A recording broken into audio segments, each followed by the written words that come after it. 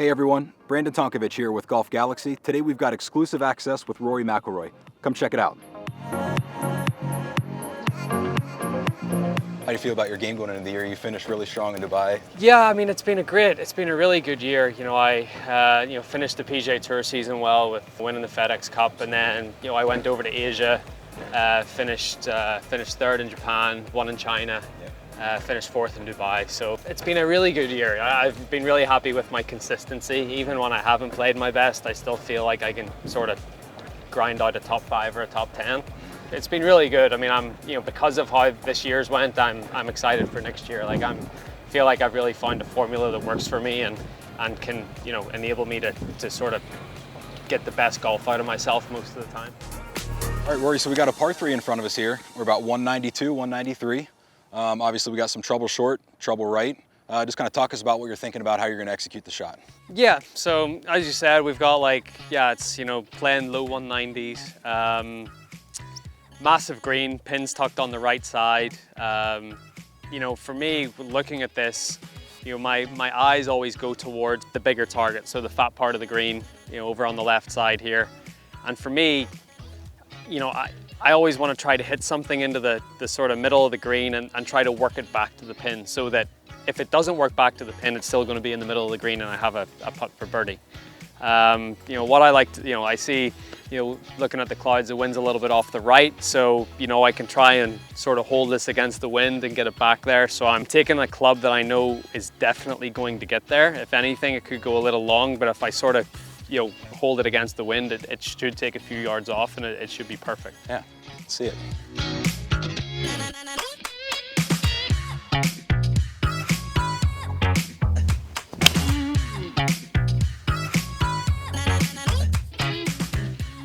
Oh yeah, great shot.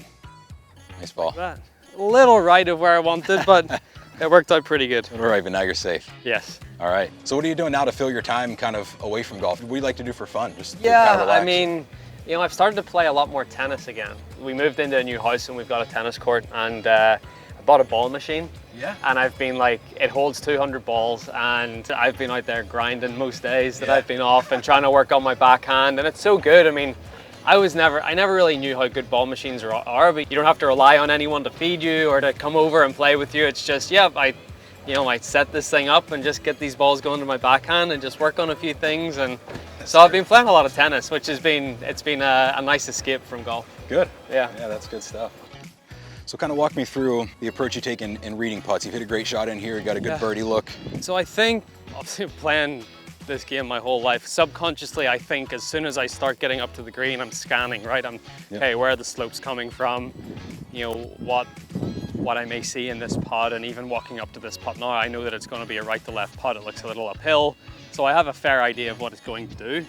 But then once you get to your ball, that's when you can sort of go into detail of, okay, how much is it going to break? How slow is it going to be, and sort of really get into it. But I like to have a general idea of what the putt's going to do before I start my read, and so it's a guide. It's a rough guide of what it's going to do, and then you sort of dial it in from there. Good, good. Are you a pin in or pin out guy? Oh, pin out. Pin out. I'll get it for you. Yeah. All right. It's obviously a big debate in golf right now. It is.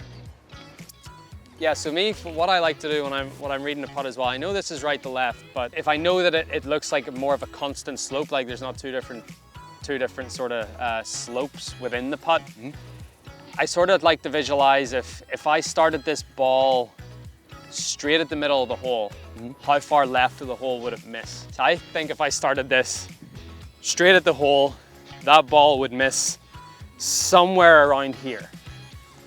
So then to me, that means that, okay, if I want this ball to go in the middle of the hole, it should go somewhere here, right? Sure. Just sort of the difference on the other side. So that's how I try to, if it's just a one constant slope, that's how I read a putt. So I sort of think this is like a cup and a half right to left, a little bit uphill. I can keep the speed on it. So then what I'll try to do is pick an intermediate target, so I can aim at that. And then I'll pick it, I go in. Got my spot right there.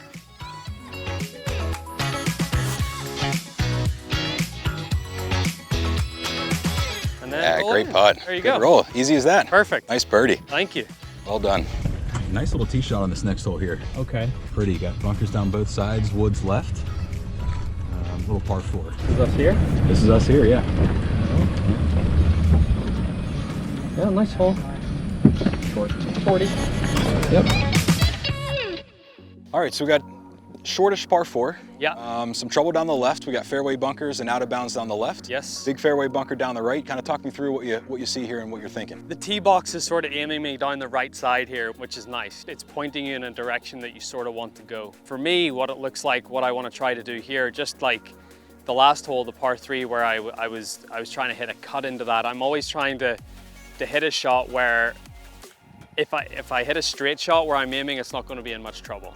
So for me, I'd rather aim this sort of down the right side, sort of at the left edge of the right bunker. Yep. And the wind, again, is a little off the right. If I can hit a solid drive and let the wind just move it a little left onto the fairway, it sort of follows the shape of the hole, and you know, I should be in good shape to, you know, to have a nice approach in. All right, great. Let's see it.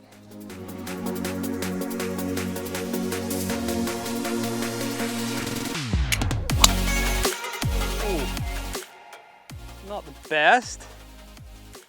All right. Ooh. So you're liking the new sim so far, huh? It's good so Yeah? far, yeah. I thought the same thing. I thought the bottom was a little funky, but the top looks so good. Yeah, exactly. It sounds good as well. Yeah. Once I get back into it and start hitting a few balls, the TaylorMade guys will come to Florida and I'll work with them a little bit and get it dialed in. All right, Rory, so hit a good drive right down the middle here. We got about 104 to the flag. Yeah. Looks like pins way out on the left, right over a bunker. Yeah. So kind of talk me through your approach to this shot. Yeah, so sometimes it's difficult whenever, you know what the yardage is, and you know where the pin is on the green, but you can't see the bottom of the flag. I think sometimes that can be a little tricky, you know, right? I think it's a lot easier to see where you really want the ball to land, where a shot like this, we're not able to see where that ball lands.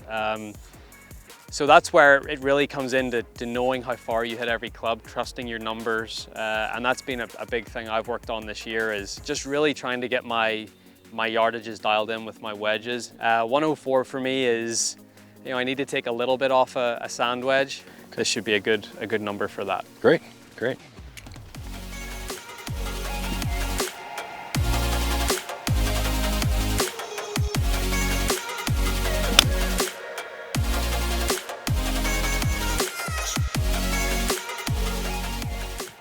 Like a good one. I think so.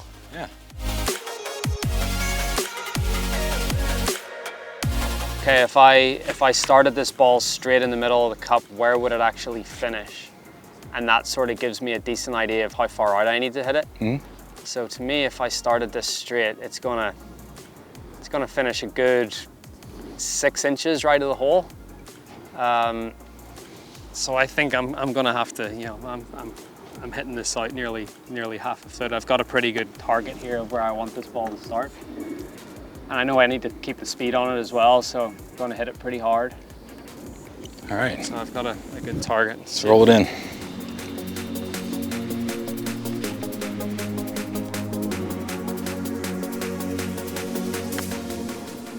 Not enough. Ooh. Ah, nearly.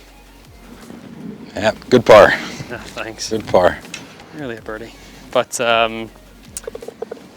yeah, that's the thing sometimes as well. You just got to trust that the ball's going to break as much as it is. I think when I play with a lot of amateurs and they ask me to read putts, I usually read double the amount of break that they do. Sure. I feel like every amateur and a lot of pros as well, we all underread putts.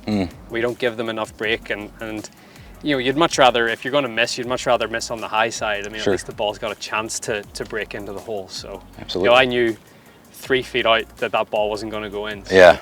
you know, you'd much rather be on the high side than the low side. For sure. That's good. How you doing? How are you? Good, thanks.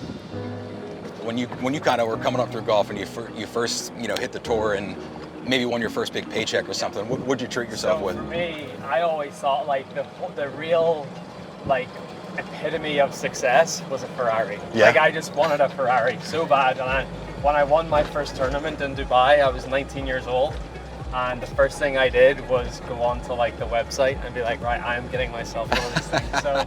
All right, Rory, so we got a par 5 here. Yes. It's about 575 Okay. from here. So kind of just take us through your approach on how you're going to play this hole here on the par 5. You know, as you can see, it's pretty generous off the tee. Yep. Wind is sort of helping a little out of the left. You know, I'll probably try to aim something right up the middle of the fairway.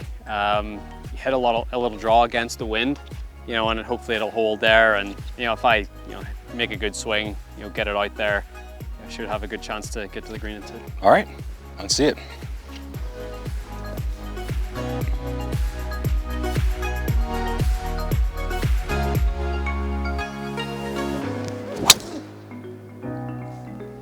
Oh, beauty.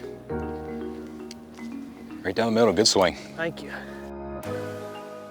I know we talked a lot about your driver back there, but I've been so impressed with how you've been rolling the ball. Yeah. You're starting to work with Brad Faxon, right? Yeah, so Fox and I, it's more of a, you know, I wouldn't say it's a player-coach relationship, it's more of a friendship. Yeah. And, you know, it's more, we catch up every time. We live 10 minutes from each other. Some of the best putting lessons I've had with Brad have not even been on the putting green. It's Really? been talking, it's been having a coffee and chatting about stuff. And, you know, mentally he was very good on the greens, and it's just been a change in mindset that's really helped me to, you know, it's been a lot of acceptance. You know, if I hit a putt that it's a good putt that doesn't go in, you know, that's all I can do. Yeah. All I can do is hit a good putt, and if it goes in, it goes in. If it doesn't, you know, try again on the next putt. All right. All right, so another good drive right in the middle. Yeah. Got about 263 to the flag. Yeah. 275 back, 248 to the front. See what you're thinking into this hole here. Yeah, so again, like it looks like the pin is like way over on the right side of the green.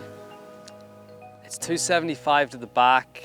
It's sort of right in between a 5-wood and a 3-wood for me. I think it probably is a 5-wood yardage, but just where the pin is and stuff, I'm gonna try to cut a 3-wood in and sort of really try to shape one in there. I think it's probably the easiest way for me to get this ball close. All right, let's do it.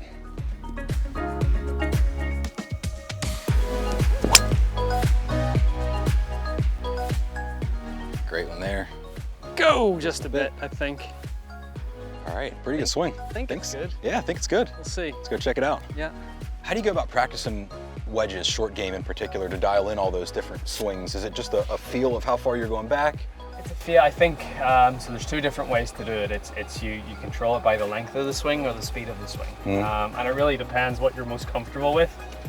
I've found that sometimes for me, trying to control the speed isn't one of my strong points, so I try to swing with the same acceleration through the ball, but with just different lengths of swings, and that seems to work a little bit better for me. Good. And then I, just go on, TrackMan and just really dial it in and try to do it that way. Sure. All right, Rory, so you cut a nice little 3-wood in here, came up just short of the flag, got a little pitch shot in front of you, so kind of walk me through how you're going to approach this shot for eagle here. Yeah, I just came up a little bit short. It's Bermuda rough. Sometimes it can be a little bit unpredictable. So I think for me, what I try to do is, with Bermuda rough, I try to open the club face up quite a lot, but then keep the speed on it on the way through. So, you can hit it hard enough, but you've got enough loft on it that it's not really going to get away from you too much. So, yeah, so really try to open it up, try to get a little bit of speed on it. I don't have that much room to work with in terms of green, but I still want to, with the way I see this shot, I still want to land this ball on the green. Gotcha. Let's see if I can practice what I preach.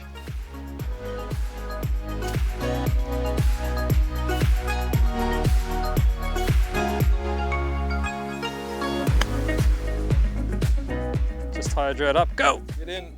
Oh, great shot. Thank you. Nicely done. Thank you very much. Yeah. Just clean this one up real quick here. Yep.